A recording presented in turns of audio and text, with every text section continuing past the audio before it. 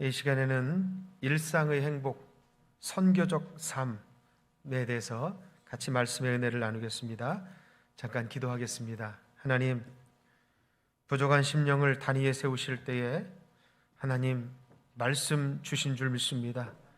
준비된 말씀을 통해서 함께 은혜 받는 시간이 되게 하시고 하나님의 마음을 깨닫는 시간 되게 하여 주옵소서. 선포되는 말씀이 우리의 마음에 새기고 심령에 새기게 하여 주옵소서. 말씀을 통해 우리의 생각이 바뀌고 말이 바뀌고 행동이 바뀌고 하나님께 영광 돌리는 행복한 선교 공동체로서 나아가게 하여 주옵소서. 이 시간 함께 하시기를 소원하며 예수님의 이름으로 기도하옵나이다. 아멘. 사관이 제일 행복할 때가 아마 강단에 설 때가 아닌가. 특별히 이렇게 성도님들이 있을 때 설교하는 그 행복을 참 요즘처럼 간절하게 느끼는 때가 없었던 것 같습니다. 인생에 있어서 가장 행복한 순간 언제였을까요? 작은 것 말고 큰 행복들을 아마 여러분들을 한 번도 경험해 보지 않은 분들은 없을 거예요. 큰 경험들이 다 있을 겁니다. 내가 원하는 것을 이루었을 때, 내가 소원하고 가지고 싶었던 것들을 딱 가졌을 때 아마 그때 행복하겠지요. 학생들은 원하는 대학에, 그동안 열심히 공부하다가 원하는 대학에 갔을 때, 또 자기가 원하는 직장에 취직했을 때, 그리고 결혼했을 때, 아마 개인차는 있겠지만 그런 순간들이 아마 행복한 순간들인 것 같아요. 그리고 결혼하고 나서 나랑 똑같이 생긴 아들과 딸들을 낳았을 때 얼마나 또 행복한지 모릅니다. 어른들이 보면서 야, 너하고 똑같이 생겼네, 이게 칭찬인지 가장 행복한 순간인 것 같습니다. 그 아이가 아장아장 걷기 시작합니다. 그 걷는 한 발 뛰었다고 그게 그렇게 행복해요. 그죠? 정말 행복한 순간들이 없는 게 아니에요. 큰 행복들이 우리의 삶 속에 있습니다. 또 아프신 분들이 또 건강하게 나아서 함께 예배드리는 이것 또한 우리에게 큰 행복인 줄로 믿습니다. 근데 이렇게 큰 행복들 말고요, 삶을 살면서 느끼는 소소한 행복들이 있거든요. 일상에서 느끼는 행복도 있습니다. 저는 아침에 일어나서 사택 창문 커튼을 딱 치면요, 이쪽 태조산에서 해가 뜨는 게 보여요. 그러면 어슴푸레하면서 해가 조금씩 떠오르는 그 모습을 보면서 아, 오늘도 행복하네. 작은 행복이지만 그런 소소한 행복을 느끼게 됩니다. 그리고 어느 날 매일 아침에 일어날 때마다 몸이 찌뿌둥했는데 어느 날은 일어났는데 몸이 개운한 거예요. 그것도 행복한 순간입니다. 그리고 따뜻한 차 한 잔의 여유를 가질 수 있는 것도 소소한 행복일 거고요. 시간이 얼마 안 됐는데 다급한데 버스를 타야 돼요. 버스를 타려고 정류장에 갔는데 때마침 내가 원하는 버스가 딱 오는 거예요. 그때도 아마 행복한 것 같아요. 저도 이제 수원에 있을 때 서울에 이제 세미나를 가거나 그럴 때는 제가 이제 차를 안 끌고 가고 버스를 타거든요. 근데 핸드폰에 보면 어플이 있어요. 버스가 몇 시에 온다, 몇 시에 온다, 그게 다 나오거든요. 근데 어느 날인가는 봤는데 시간이 좀 많이 남았어요. 오는 시간이. 근데 좀 시간이 좀 급해요. 갔는데 마침 오더라고. 그게 작은 행복이지만 그런 행복을 느낄 때가 있습니다. 그리고 가족들이 한 자리에 모여서 따뜻한 식사를 나눌 때, 정다운 이야기를 나눌 때 아주 크진 않지만 소소한 행복들이 있는 거예요. 일상에서 느끼는 행복, 그 행복이 여러분들 속에 많아지기를 주님의 이름으로 축원합니다. 생애 전환기적인 아주 큰 행복도 중요하지만 우리가 일상에서 그런 작은 행복들이 자꾸자꾸 쌓아져야 돼요. 자, 그런 행복을 이루는 것을 저는 선교하고 좀 연결을 시켜봤습니다. 큰 행복을 이제까지 우리가 생각했던 선교적인 삶이라고 생각했던 거예요. 선교하면 먼 다른 지역에서 무엇인가 특별한 준비를 해가지고 어떤 일정한 기간에 하는 것이 우리는 선교라고 생각했습니다. 큰 행복들을 누리는 것처럼 그런 것들을 우리가 할 수 없고 어렵고 힘드니까 조금씩밖에 할 수 없었던 겁니다. 자주 일어나는 일이 아니라는 거예요. 그런데요, 진짜 선교적인 삶이라는 것은요, 그런 것이 아니더라고요. 일상에서 누리는 그 작은 행복처럼 늘 우리가 가까이서 언제나 어느 곳에서든 누구에게든 할 수 있는 것이 선교였던 거죠. 그래서 그 선교를 통해서 우리는 행복해질 수 있습니다. 소확행이라는 말이 있습니다. 소소하지만 확실한 행복. 바로 선교가 그런 거예요. 선교가 우리를 소확행을 할 수 있고 일상에서 작은 행복들을 쌓아갈 수 있는 아주 귀한 방법인 줄로 믿습니다. 영광의 교회를 꿈꾸는 행복한 선교 공동체, 이것을 우리가 비전으로 삼았고 이제 이 비전을 위해서 제가 선교적 교회에 대한 말씀을 드리고 있고, 지난주와 오늘은 선교적으로 사는 것이 무엇이냐에 대해서 총론을 지금 얘기하고 있는 거예요. 다음 주에는 그럼 구체적으로 우리는 선교적으로 어떻게 살아가느냐, 그것을 이제 다음 주에는 좀 실제적인 이야기들을 드리면서 하려고 합니다. 오늘은 이제 선교할 수 있는 선교적인 삶을 사는 이유는 뭐냐, 좀 총론적인 이야기를 좀 드리려고 합니다.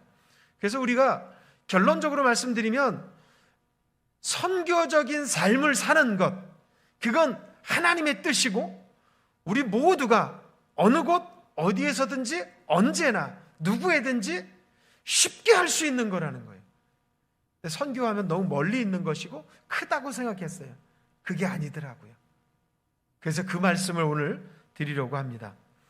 그리스도인들이 가장 행복할 때, 지난 시간에 드린 말씀입니다. 또 다른 열매를 맺을 때, 그때가 가장 기쁜 거예요. 과수원에서 농사를 짓는 분이 열매가 탐스럽게 잘 열려서 그것을 수확해서 판매할 때, 그때가 아마 가장 기쁠 겁니다. 하나님이 우리를 세상 곳곳에 열매 맺는 인생으로 심어두셨어요. 근데 우리가 열매를 맺으면 하나님이 기뻐하시는 거예요. 하나님이 기뻐하시면 그 하나님의 기쁨이 우리들에게도 흘러오게 되는 줄 믿습니다. 그러니까 그리스도인이 가장 기쁜 건 언제냐? 가장 행복한 순간은 내가 삶 속에서, 일상에서 선교적으로 살아갈 때, 그때가 가장 기쁜 순간이 되는 것입니다. 그런데요, 일상에서 선교적으로 산다는 건 참 어려운 일입니다. 어떻게 해야 될지 모르는 거예요. 여러분 한번 생각해 보세요. 순교보다 어려운 게 뭔지 아세요? 순교하는 것보다 어려운 건 순교적으로 매일 매 시간을 살아가는 거예요. 매일 매 순간 내가 순교하는 순간처럼 살아가는 거예요. 사람이 마음이 기복이 있거든요. 우리의 신앙도 올라갔다 내려갔다 하는 그런 기복이 있어요. 근데 언제나 똑같이 순교적인 삶을 산다는 건 참 어려운 일입니다. 마찬가지예요. 선교하는 것보다 어려운 것은 선교적으로 살아내는 거예요. 매일 매 순간 눈 뜨자마자 예수님, 눈 뜨자마자 십자가, 당신 예수 믿고 구원받아야 됩니다. 어떻게 매일 매 순간마다 그렇게 할 수 있나요? 어려워요. 선교보다 어려운 건 선교적으로 살아내는 것. 그런데 하나님은 우리에게 선교적으로 사는데 어떻게 살아가야 되느냐? 항상 힘쓰라 그랬어요. 항상. 선교적으로 사는 삶이 항상 우리가 힘써야 될 내용이라는 겁니다. 이게 하나님의 말씀이에요. 하나님의 말씀. 제가 군대 생활할 때 장교로 가서 중대장을 할 때였습니다. 중대에는 중대표가 꼭 있어요. 제가 정하는 걸 적어 놓게 됩니다.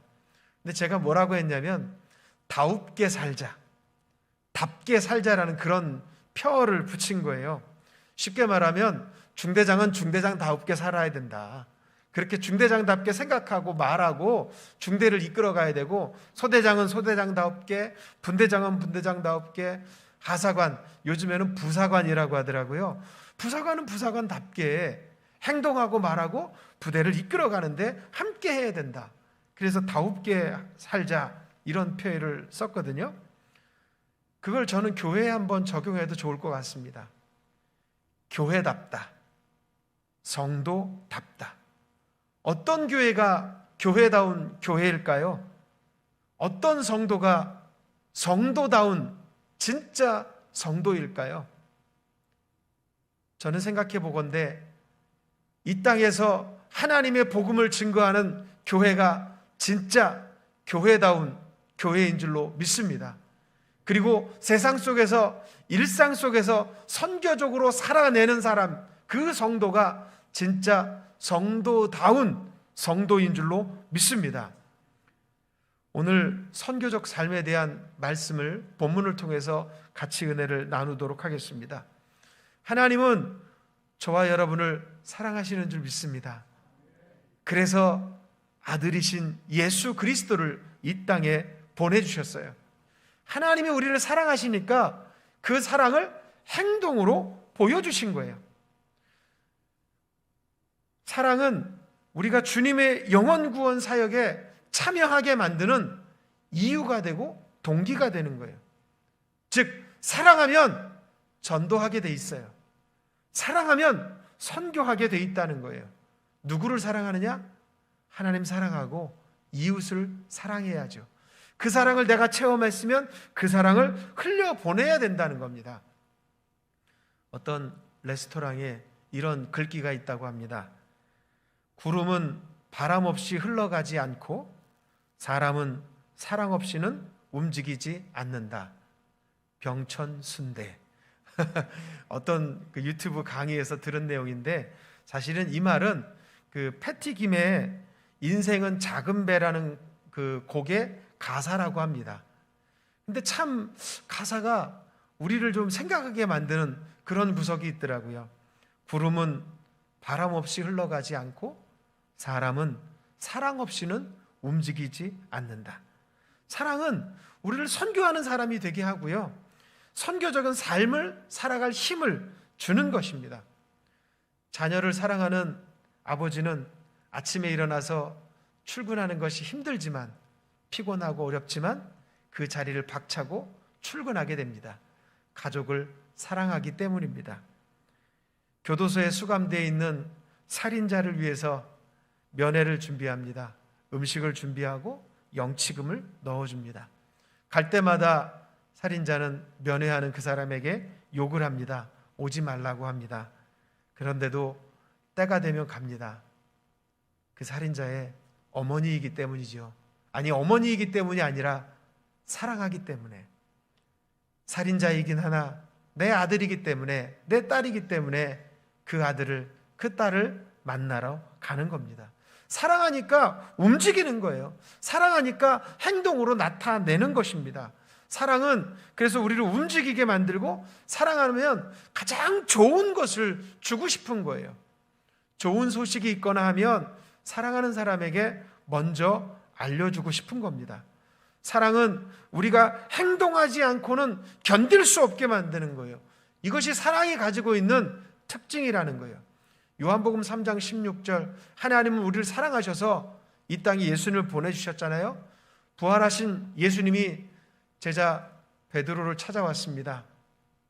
내가 나를 사랑하느냐? 3번 물으십니다.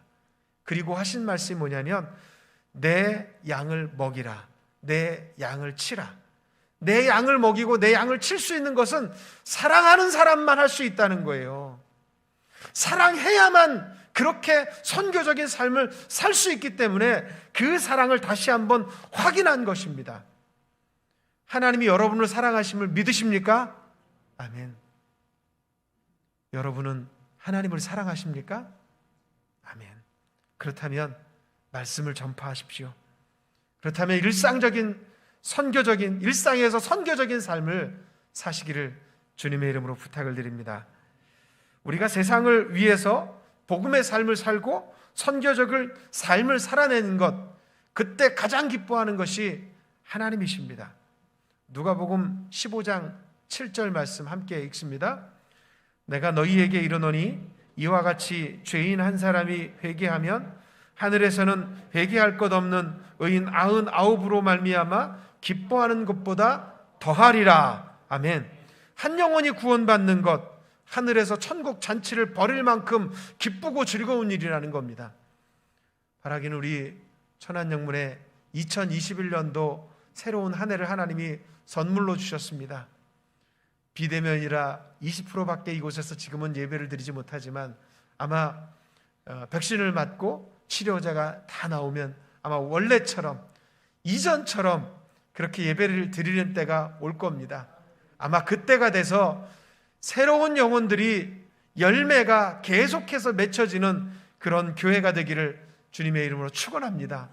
아마 그럴 때 하나님이 우리 천안영문을 바라보시면서 착하고 충성된 종아, 착하고 충성된 교회야, 그렇게 기뻐하시면서 말씀하시는 음성을 저와 여러분이 듣기를 소원합니다. 하나님이 가장 기뻐하는 건 그래서 영혼 구원입니다. 그래서 저와 여러분이 먼저는 하나님의 사랑을 깨닫고 그 사랑을 흘려보내야 합니다. 사랑하니까 그렇게 해야 된다는 거예요. 하나님도 사랑하기 때문에 우리에게 아들을 주셨던 것이고 아들이 이 땅에서 십자가에 달려 돌아가시게 했던 것입니다. 우리가 그렇게 산다면, 그 사랑을 흘려보내면서 일상 속에서 살아간다면 여러분의 일상은 가장 행복한 순간들로 이어질 줄로 믿습니다. 사랑의 반대말은 뭘까요? 미움? 아니면 비정함?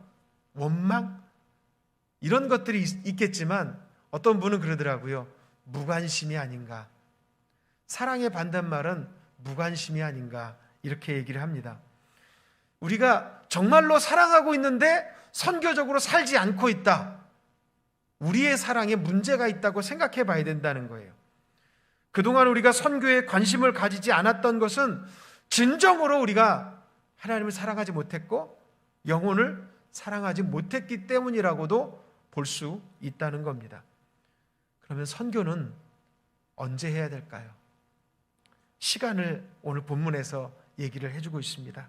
2절 함께 읽겠습니다. 너는 말씀을 전파하라. 때를 얻든지 못 얻든지 항상 힘쓰라. 아멘.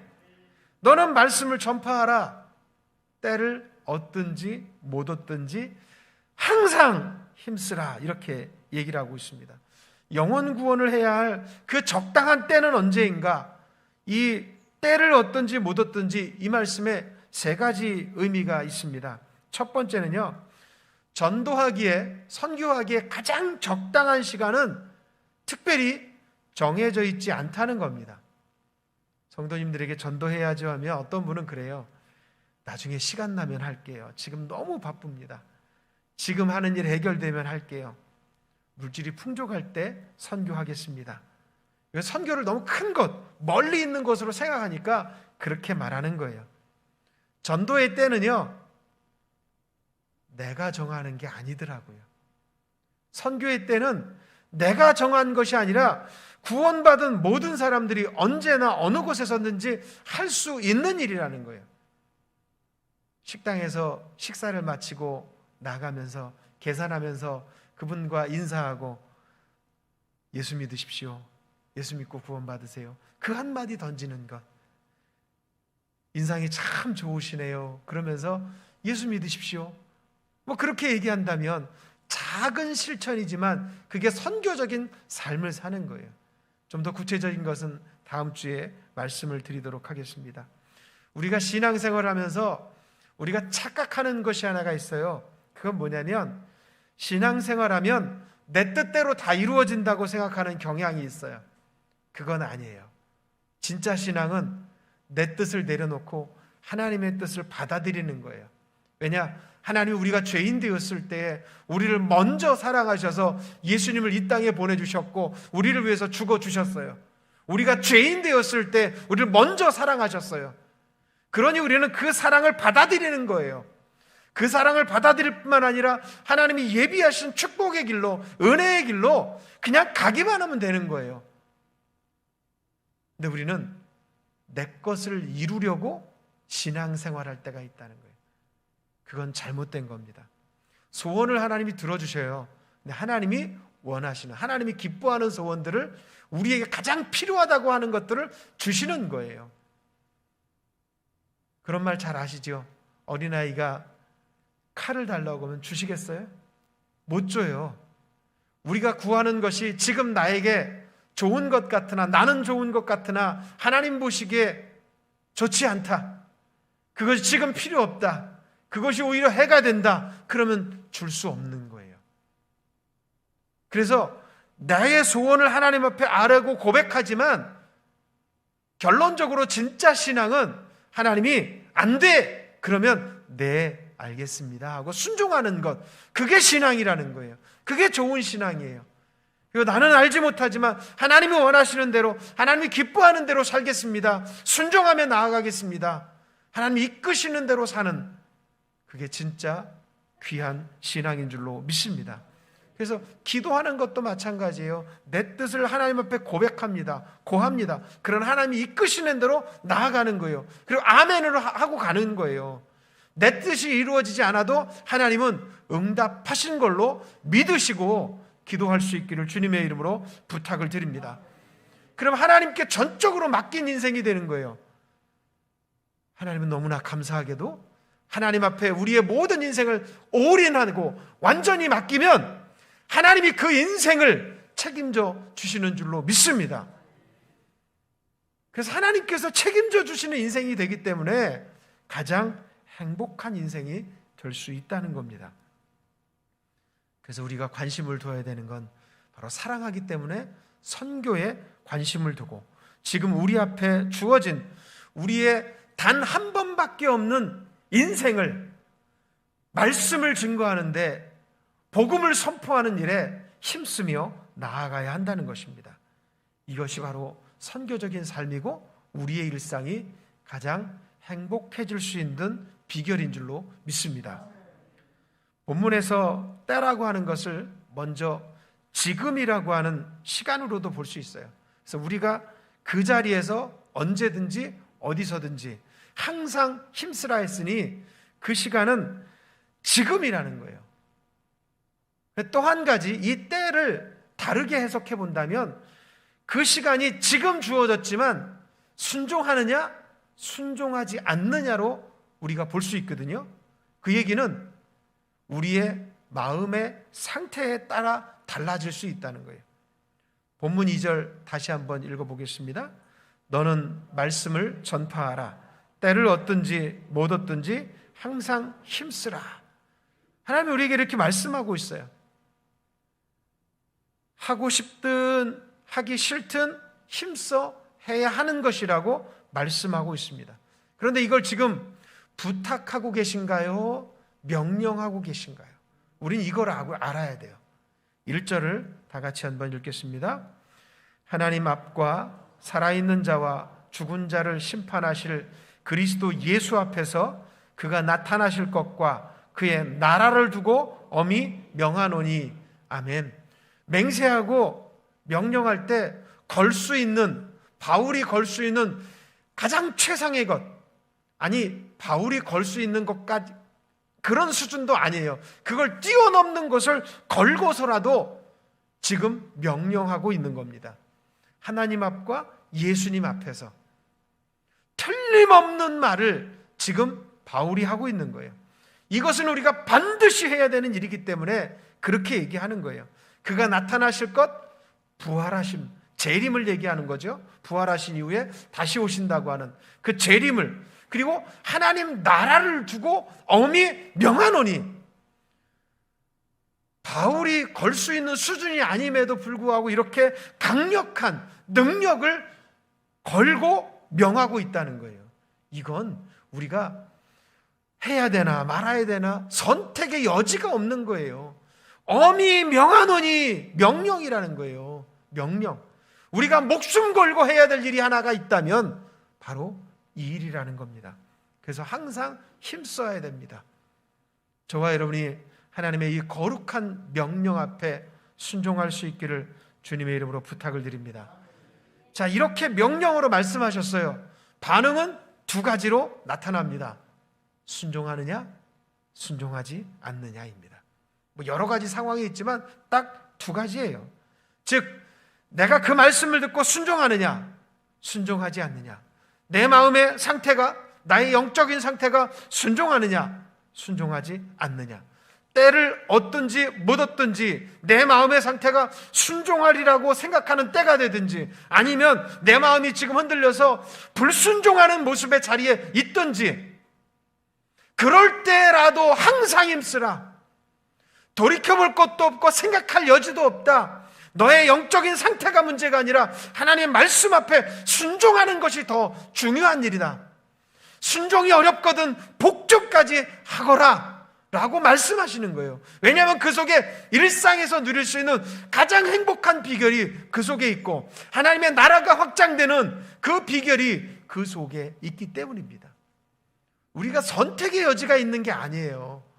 선교적 공동체가 되고 선교적으로 살아가는 것은 우리가 해도 되고 말아야 되고 말아도 되는 그런 것들이 아니라는 거예요. 담임사관은 하지 말고 담임사관만 하고 누구는 안 하고 이런 것들이 아니라는 거예요. 예수 믿는 모든 사람들이 마음을 다해서 항상 해야 될 일이라고 우리에게 엄히 명하고 있는 겁니다. 그래서 항상이라는 단어를 수식하는 거예요. 내 마음의 상태가 선교하는 이유가 되고 동기가 되면 흔들릴 거예요. 그러면 안 된다는 거예요. 선교는 언제든지 어느 자리에서든지 내가 만나는 사람들에게 늘 나누고 베풀고 흘려보내야 될 사랑입니다. 그래서 그 선교를 하실 수 있기를 부탁을 드립니다. 그래서 복음 전파에 항상 관심을 가지고 전파해야 한다고 우리에게 말씀합니다. 근데 1절에서 예수 그리스도 앞에서 그가 나타나실 것과 그의 나라를 두고 엄히 명한다. 그 얘기를 왜 바울이 했을까 생각을 해봤어요. 그러면 우리가 때를 얻든지 못 얻든지 순종하는 사람들, 복음을 증거하는 사람에게는 그 하나님 나라의 기업을 유업으로 우리에게 주시겠다고 하는 것입니다. 하늘의 능력과 권세를 우리에게 주시겠다고 하는 거예요. 우리가 선교하기 시작하면 하나님이 관심을 가질 수밖에 없다는 겁니다. 저는 그런 예를 가끔 듭니다. 군대 생활을 조금 다른 분들보다 한 2배 정도 하다 보니까 군대 예를 좀 많이 들어요. 국방부에서 가장 좋은 물자, 가장 비싼 것도 그렇고 가장 모든 것들, 최신식의 것들을 가장 먼저 보급하는 것이 어디냐면 최전방이에요. 그럴 수밖에 없어요. 그리고 싸움이 일어난 그 지역에 모든 화력을 다 동원할 수밖에 없어요. 거기가 무너지면 뒤도 다 무너지니까. 요즘 전투는 조금 달라지긴 했지만 전투가 일어나는 그 현장이 가장 모든 것을 동원해줘야 되는 필요가 있는 지역이라는 거예요. 우리가 선교하기 시작하면 하나님이 보실 때 바로 그 자리가 영적 전투가 일어나는 현장이라는 거예요. 하나님께서 가장 많은 것들을 동원해서 투자하고 후원해주고 관심 가지고 지원해줘야 될 장소가 바로 그 자리라는 거예요. 그 시간이라는 거예요. 그런데 그 자리에 우리가 있다면 하나님은 하늘의 모든 능력을 동원해서 우리에게 힘과 능력을 주실 줄로 믿습니다. 그 순간이 매일매일 매 순간마다 우리가 그렇게 한다면 하늘과 나가 연결이 되어서 계속해서 하늘의 능력을 부어주시고 하늘로부터 공급되는 은혜와 축복을 계속해서 받게 된다는 것입니다. 그래서 일상에서 가장 행복해지는 비결이 바로 선교적인 삶을 사는 것입니다. 여러분, 선교적으로 한번 살아보십시오. 여러분이 언제 어디서든 지금 여러분 주변에 있는 사람에게, 그리고 마음의 상태가 하고 싶든 안 하고 싶든 순종하는 마음을 가지고 하시기 시작하면 하늘의 모든 것을 동원해서 여러분을 도우시고 여러분들에게 능력을 더해 주실 줄로 믿습니다. 한 번은 전도하는데 참 말할 것들이 생각나지 않을 때가 있어요. 그래도 순종해야지. 그리고 갔어요. 그랬더니 입에서 막 성경 구절도 나오고요, 막 말이 나와요. 내 입에서 이런 말이 다 나오네? 그럴 때가 있어요. 자, 하나님이 나에게 지혜를 주시는구나. 그동안 생각나지 않았던 말들도 생각나게 하시고 가장 적절한 말을 하게 하시는구나. 하나님이 그렇게 동원하실 수밖에 없는 거예요. 그러면 하나님의 능력을 경험하게 되는 거고요. 세 번째로 이 때를 얻든지 못 얻든지는요, 첫 번째는 지금의 시간입니다. 그리고 두 번째는 우리의 마음의 상태, 그리고 세 번째는요, 지역적인 한계를 또한 넘어설 수 있는 거예요. 우리가 선교하면 외국 아니면 어떤 지역 이렇게 생각을 하거든요. 근데 때를 얻든지 못 얻든지라는 것은 지금 내가 사랑에 관심을 가지고 복음을 증거하는 그 시간을 말하거든요. 그 시간은 멀리 있는 것이 아니라 내가 있는 곳을 말하는 거예요. 여러분이 있는 곳, 그곳이 어디든 어느 자리든 선교 그곳에서부터 시작이 되어야 한다는 것입니다. 그러니까 용기를 내서 주변 사람들에게, 여러분 옆에 있는 사람들에게 예수 믿으십시오. 예수님은 여러분을 위해서 먼저 죽어주셨고 그분을 믿으면 우리 모두가 구원받습니다. 천국의 새같이 빛나는 인생이 될 것입니다. 영원한 생명을 가지게 될 겁니다. 그 말씀을 나눠주시기 바랍니다. 그것이 바로 일상에서 최고의 행복을 누리는 비법이라는 것입니다. 그래서 복음은 지금 당장 해야 하는 것이고 순종하며 해야 되는 것이고 어디서든지 내가 있는 자리에서 해야 되는 거예요. 특별한 시간과 장소가 아니라는 거예요. 우리는 너무 멀리 있다고 생각했어요. 선교가 그렇지 않아요. 선교적인 삶은 사랑하는 성도님들 여러분들이 있는 자리에 언제든 어디서든 순종하며 하시는 그 자리가 선교의 현장이 되고 하나님께서 강력한 은혜를 베푸시는 현장이 될 줄로 믿습니다.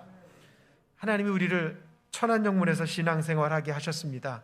왜 그러셨을까요?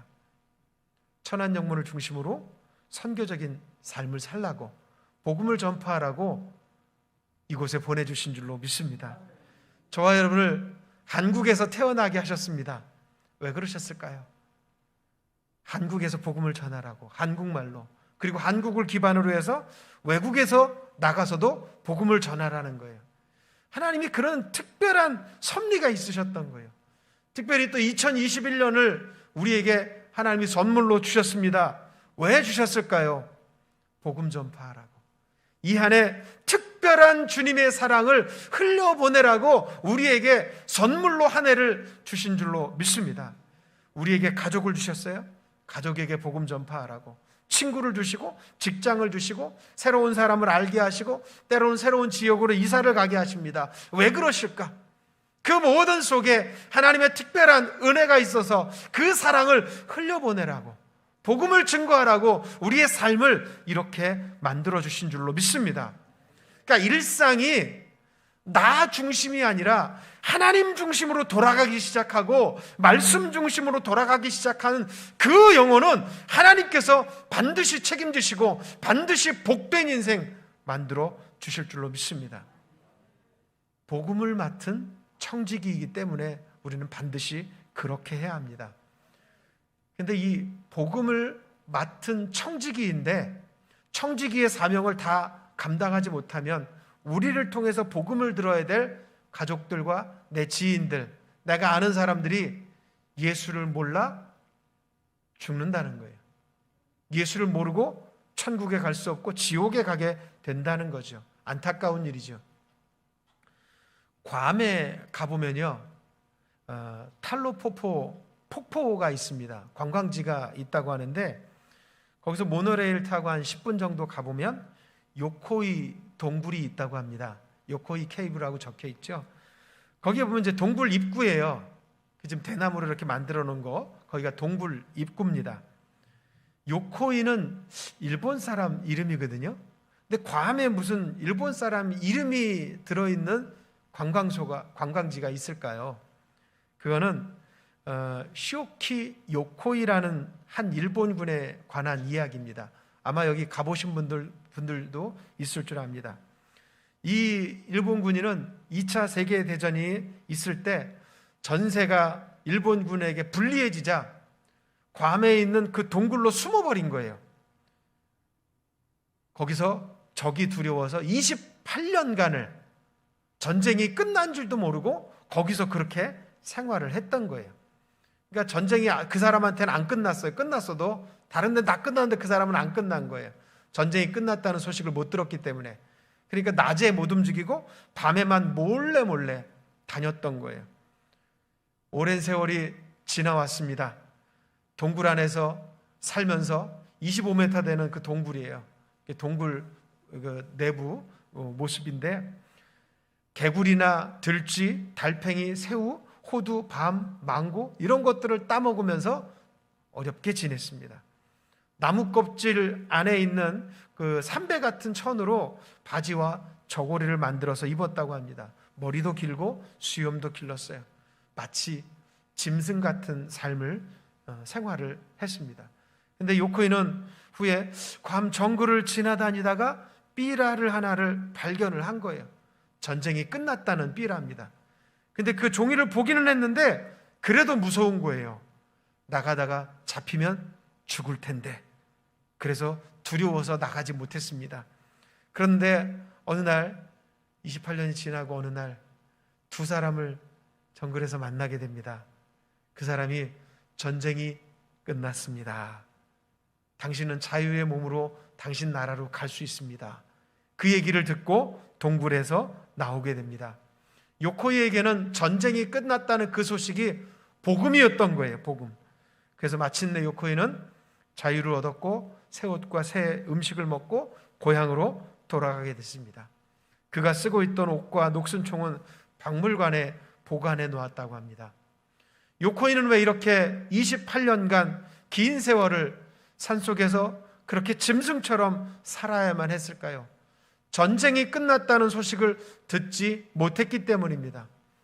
아마 두 사람을 만나지 못했다면 그 생활은 계속됐을 겁니다. 이 땅에 요코이와 같이 복음을 듣지 못하고 죄악 속에서 어둠의 삶을 사는 사람들이 있습니다. 죄에 빠져 소망 없이 살아가는 인생들에게 주님은 우리에게 부탁하시고 명령하십니다. 복음을 전해다오. 항상 그 일을 위해서 힘써다오. 예수님이 당신의 죄를 사하셨습니다. 당신의 죄를 용서하시기 위해 친히 죄값을 십자가에서 치르셨습니다.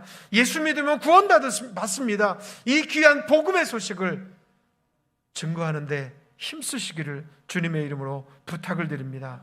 멀리 있는 사람이 아니라 가까우에 있는 사람들부터 전해보시기 바랍니다. 그래서 이제 우리는 선교에 대한 생각을 좀 바꿔야 합니다. 일상에서 하나님의 사랑을 근거해서 선교해야 합니다. 사랑을 흘려보내는 것입니다. 내가 있는 곳, 내가 사는 어떠한 시간에도 말씀을 전해야 합니다. 그것이 어렵고 힘든 일일 수도 있습니다. 그러나 갈렙이 외쳤던 것처럼 이 산지를 내게 주소서, 내가 그 땅을 취하겠습니다. 이것이 하나님의 명령이기 때문에 내가 가겠습니다. 힘들고 어렵지만 내가 가겠습니다. 이렇게 결단하며 나아갈 때 하나님께서 하나님의 능력과 권세로 예수의 은혜로 우리에게 전도의 기쁨을 알게 하실 것이고 일상에서 가장 행복한 인생으로 만들어 주실 줄로 믿습니다. 기도하겠습니다. 하나님, 이 시간 우리가 하나님의 말씀을 들었습니다.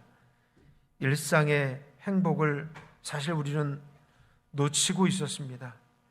선교는 멀리 있는 곳에 어떤 특별한 사람만 하는 것이라 생각했지만 주님 주신 말씀 듣고 나니 내가 지금 당장 할 수 있는 일이고 내 주변에서 내가 만나는 사람들에게 언제나 하나님의 명령으로 해야 하는 것을 알게 되었습니다.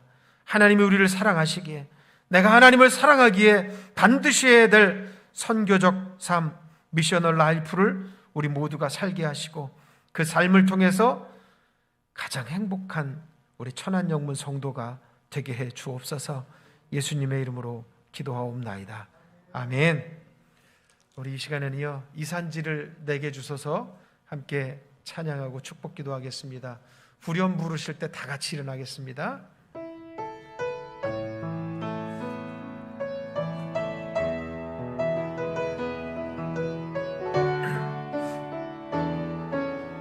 마음을 다해 찬양합니다.